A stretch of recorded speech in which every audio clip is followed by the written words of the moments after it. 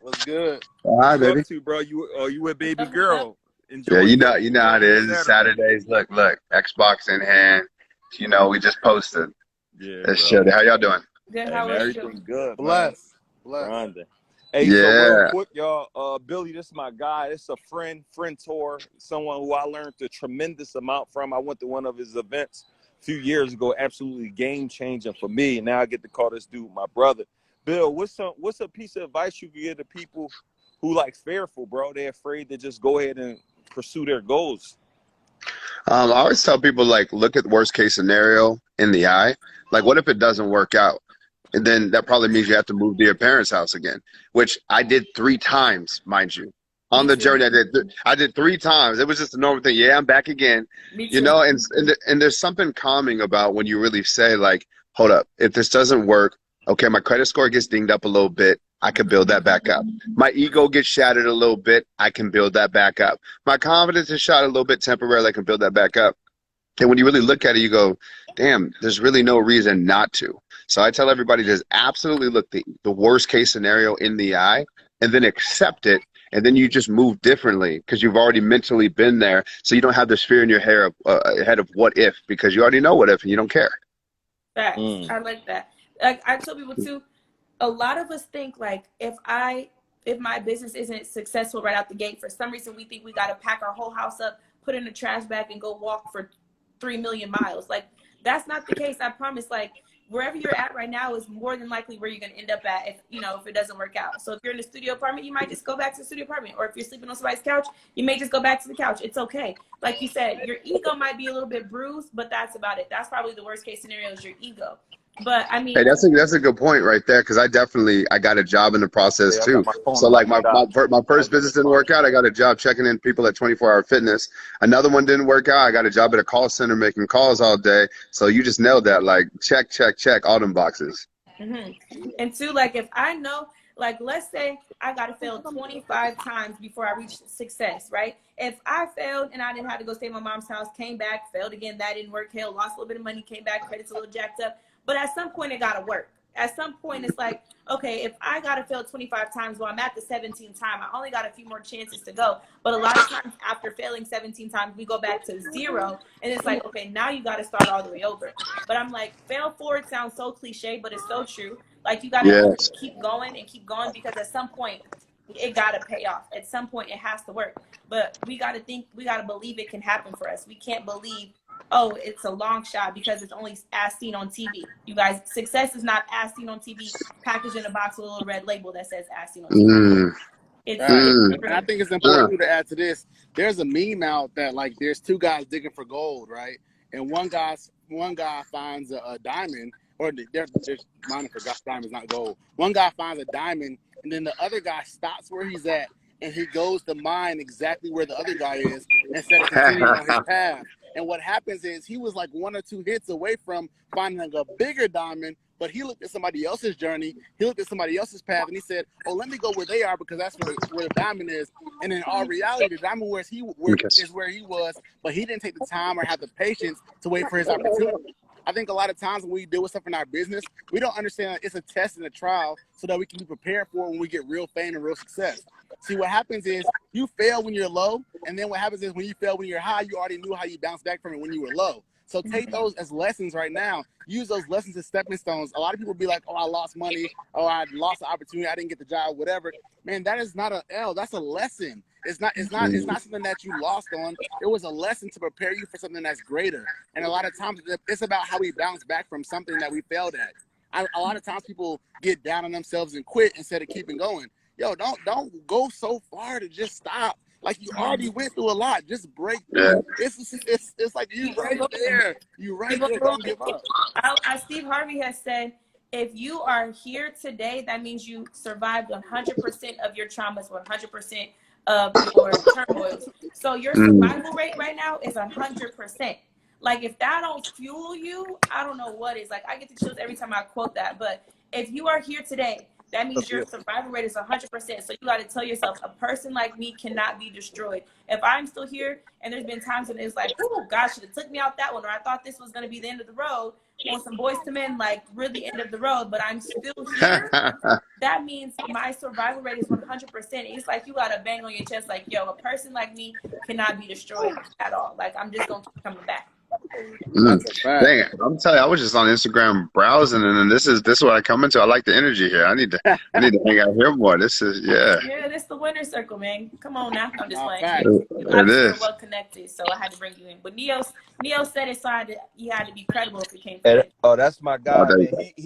He's one of the pioneers of the game. You know what I'm saying? Oh, I appreciate you. I pay homage to my folks doing it at a high level. You feel me? I think we had a conversation on Clubhouse. Yeah, maybe. I think we did. I think I was one of the speakers when you was one of the speakers before. Oh, it's a small world out here.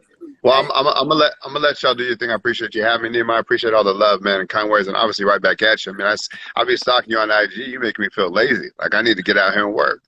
No, listen, I'm putting in work right now. You know what I'm saying? So you good. You know. Hey, what them stars look like on your ceiling though? This like, hold on, how I flip my this, same color seats as your new Lambo truck. You know what I'm saying? It is. Yeah, that blue on the interior. Yeah. You will make me go downstairs. Are we taking toys out right now? Is that what we doing? We taking toys out? I just took my wife and my daughter to the playground. That's all. You know what I'm saying? And a Rolls Royce, Yeah. All right, we should can, brother. All right, y'all. I'm gonna catch y'all. Appreciate you having me. Nice to meet you. Appreciate you. Okay. Hey, wait, real quick. When did Instagram do this like 4 thing? I didn't even know that was a thing. It was a minute ago. A few weeks. Oh, right? so I'm late. Yeah, nah. Once you update your phone, you good to go. You was good to go. Okay, so I'm tripping then. Let me get out of here. All right, y'all. All right, bro. So appreciate you.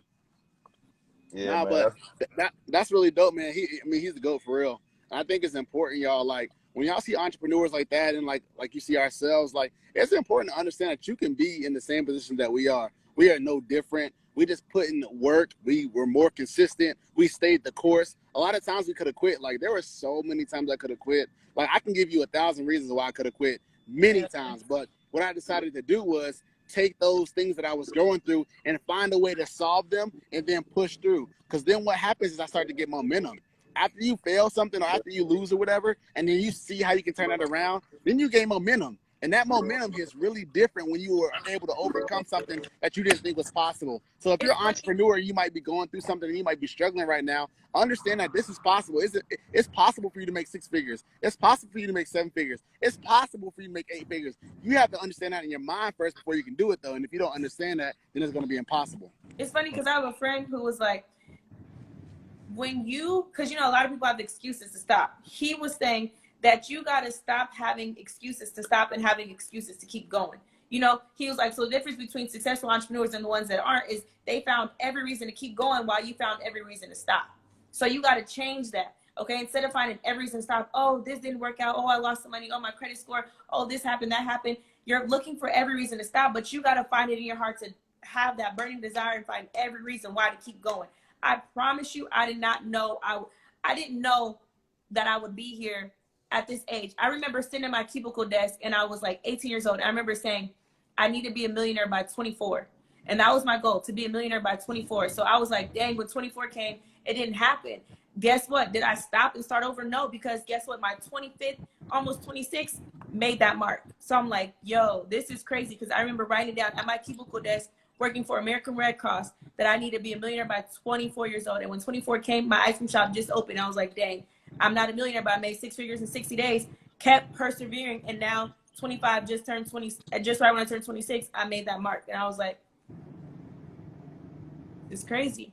That's fire. I think also this too is understanding, like, you got to put yourself around people that have done it, right? So like growing up, I didn't know a lot of millionaires, especially not Black people. Not like I didn't know them personally. So when you don't know people or never seen people like that, then it's hard for you to have something that you're working towards. And so you have to change up your circle and switch your circle around to people that you can, use as fuel, use as guidance, and use as mentors in order for you to even see the vision that you want for yourself. So you say, I want to be a millionaire by 24. Who is around you that's a millionaire that can help you, that can teach you, that you can learn from, that you can take steps from? What YouTube videos are you watching? What books are you reading? How are you setting yourself up to be in that position? It's important for you all to understand, don't just expect these things without putting in the work or doing the research that's going to get you to those points as well. Facts. Yeah, you know, I tell people all the time, you got to arrive at the destination in your mind before you arrive there in your life. Like, you got to vividly see where you're going before you physically get there. Like, if you only seeing yourself at your current situation, you're never going to make it. You got to see yourself as a millionaire before you become that. You got to see yourself as a six-figure earner before you become that. You got to see yourself as someone traveling the world before you become it. I remember I've been to 55 countries all around the world, but I remember when I was dead broke with not even a passport, but I was writing down, I'm traveling the world. I'm traveling the world. Fast forward, now I've been to 55 countries. So everything that I once believed when I had nothing, I now have now. I'm now doing it now. So it don't always happen when you want, but another thing I tell people to do is hold on to your vision. You got to hold on to that vision because you never know when that right time going to come where it's just going to all click for you. I can assure you it won't happen when you want it to happen, though. You got to keep your foot on the gas. Right. You know how defeated I felt at 24 when I was a millionaire? I'm like, what the hell? I wrote this down, sticky notes, put it all across my room. At 24 years old, I'm like, I'm not a millionaire yet. This is like, well, you know. But I made 60 days. So I'm like, okay, that's something to be happy about. But it's like, if I would have stopped right there, you guys, and allowed myself to feel defeated, I wouldn't have kept going to see it a year later. Yeah, I think another thing to realize is that God's timing is perfect, right? So everybody's waiting on their time. Like, you don't make the timeline for things. God makes the timeline for things. And so when God makes your timeline, it allows you just got to walk in the purpose. Just do what you're supposed to do. Don't worry about everything else. Everything's going to happen how it's supposed to. Just do what you're supposed to be doing. Prepare, study, learn, execute. Everything is going to happen. There were so many times I wanted to do things that I thought I wanted to do things. I thought I wanted these opportunities. Then when I didn't get the opportunity, a better opportunity came. Like, I got kicked out of school when I was a sophomore because I didn't have money for school. And out of that opportunity, I ended up working with BET. Ended up working with MTV. I ended up getting press and all these other things, but I thought I wanted to be at school. But at that moment, God was like, nah, you need to pause from that because I have something greater for you. And when you understand that you just need to execute and walk in your purpose, everything else is going to work out. Let him do all the work. You just have to just execute and walk in the true light that you're supposed to. I think a lot of times we worry about controlling situations, and the situations are not in our control. We just have to do what we're supposed to be doing, and then everything will work out in our favor. Facts. I got a question for you guys. What things can we do right now to show discipline to put ourselves ahead? So for me, I cut out TV altogether. I don't watch TV at all. If I watch a movie, it's so foreign to me. So it's like when I watch a movie, it's seldomly, and it's like with family. But those are some things I had to do. I had to change. So for a long time, I wouldn't even listen to music in my car. It would only be, podcasts. It would only be YouTube because I'm like, if I'm working a 9 to 5 and I know I have a 20-minute drive to work, I know I have to work 8 hours. I know by the time I get out to feed the kids, whatever, how can you maximize your time? So start switching what you're listening to. Turn off the radio and listen to a podcast in the car. So that way you can maximize your time. When you're getting home, instead of watching the show for 30 minutes to an hour while you're cooking dinner, listen to a podcast or watch some type of YouTube video. So these are little ways that we can buy back time. So what kind of tips do you guys have for that? Shoshana, you different, bro. Huh? Well, she took one of my favorites. I tell people all the time, on your way to work, you should be listening to something that gets you out of your work. Like, you got to earn listening to the radio and leisure. Like, you should be, like, these lives is food for people. Like, you need to be, on a diet, only doing things you're supposed to. So Shoshana touched on that. So I'll do another angle is you got to do an audit. You need to take a moment to look at your phone. Who did you speak to today? Who did you speak to yesterday? Who did you text? What are those conversations about? Are they about growth? Are they about getting to the next level? My buddy Justin always say, whatever you tune into, you turn into, and whatever entertains you, trains you. So whatever you're constantly focusing on, you're going to become that exactly. Not by a little, by a lot. Like, whatever you're focusing on. So I would say do an audit today. Not only just what you eat, but everything. Who you talking to, who you texting, and what are these conversations about? And if they're not fruitful, you're going to have to change your conversations. Wall Street Chapter say conversations change compensation. If your conversations aren't reflecting the compensation you want to get, you shouldn't be having those conversations. You said this is all gyms. And Corey, what you say, Trishana? You what? I said you different. You're like, I don't watch TV. I don't listen to music. I need all of that. That's how I relax. Well, but look at you though. You're different. You're cut from a different cloth. So the same thing you tell me, you're different. You've earned that now. You got a warehouse. Your stuff is on TV. Your stuff is in on the NBA. Like, you're different. But I'm not satisfied either though, because that's not enough for me. Like, this is just the beginning. Like I always tell people, I'm only working in 10% of my true, where I can really go. But I'll say this. I think the thing that you need to do is be consistent, right? A lot of people are not consistent. That's the problem. I'm about to bring Justin in. Yeah, bring him in. I think consistency is so key because people, like, they'll post one time, don't get no likes, and then be like, I quit. I give up. I ain't get no likes. Nobody likes this. What up, Justin?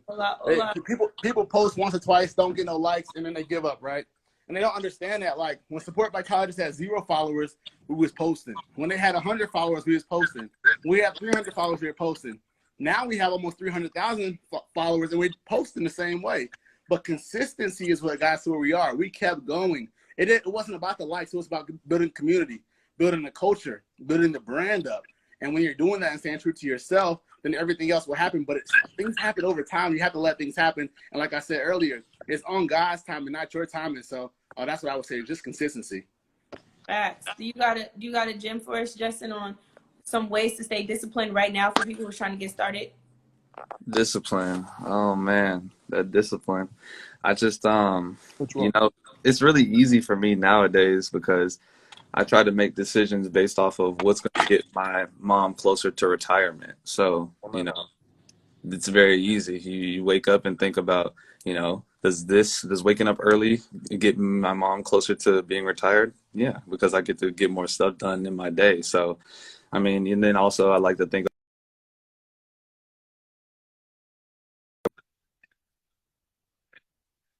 people in the future that come after me. So, it's very easy to stay disciplined when you're thinking about, well, if I don't make this one good decision,